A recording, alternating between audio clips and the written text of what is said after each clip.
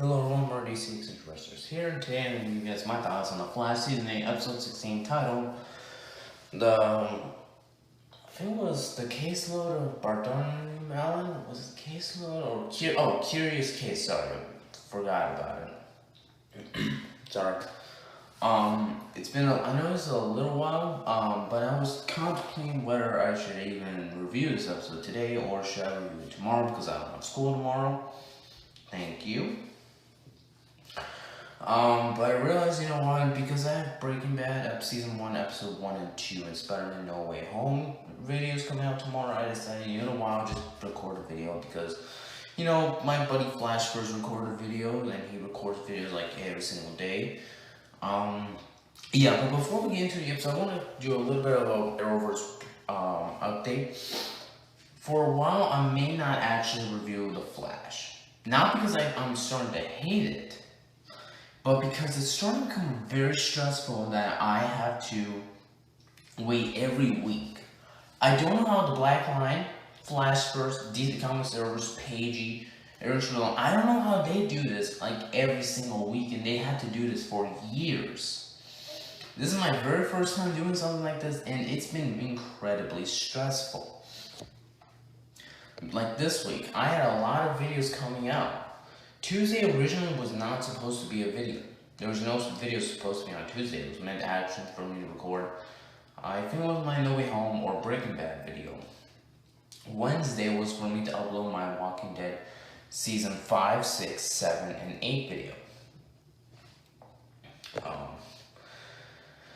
Today was meant to be just Flash AX16. Tomorrow would have been Spider-Man No Way Home. But obviously things have changed. And also I have exams coming up pretty soon, so that's why I won't be uploading until like June 11th. Even then, I'll be somewhere else in June 14th, from June 14th until like mid-July. So if you've watched my videos ever since when I did the Arrowverse review, I was somewhere else. I was in Mexico essentially. So I'm gonna review Breaking Bad Episode 3 around in Mexico. So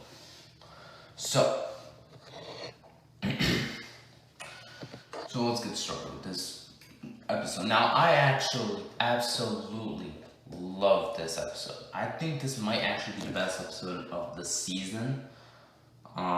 It's by far the best interlude episode in my opinion.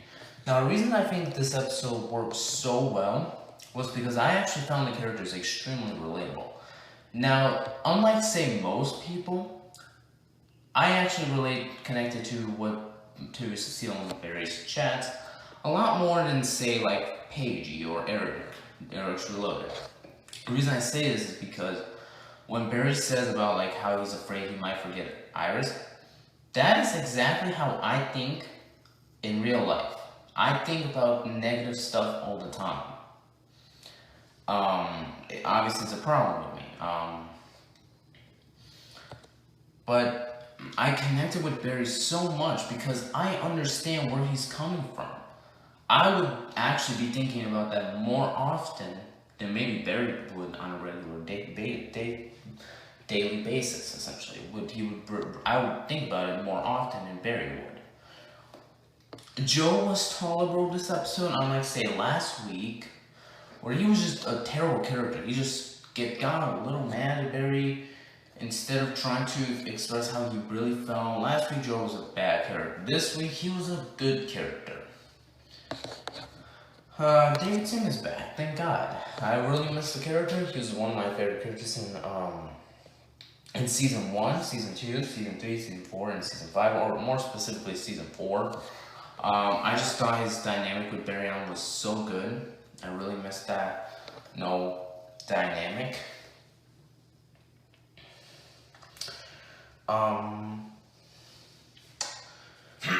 Barry and Cecile's talks were really nice. I was wondering at one point Barry was like, Cecile, would you just shut up? Because I'm like, Barry's expressions were always like, Cecile, can you just shut up? I don't care anymore, can you just be quiet, or I'll call Negan just to beat the crap out of you. It always felt like Barry was getting more and more tired and more annoyed at Cecile, which I found really fun. me, Cecile was actually a good character. I always liked Cecile. Around season 7 and season 8A, around the first half, and especially in Armageddon, I did not like her. But overall, I still think Cecile is one of the best characters. And to me, she was a great character in this episode, especially where she expressed how her grandmother was a hero.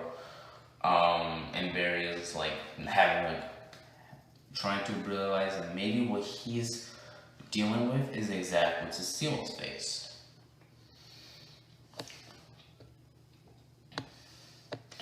Now,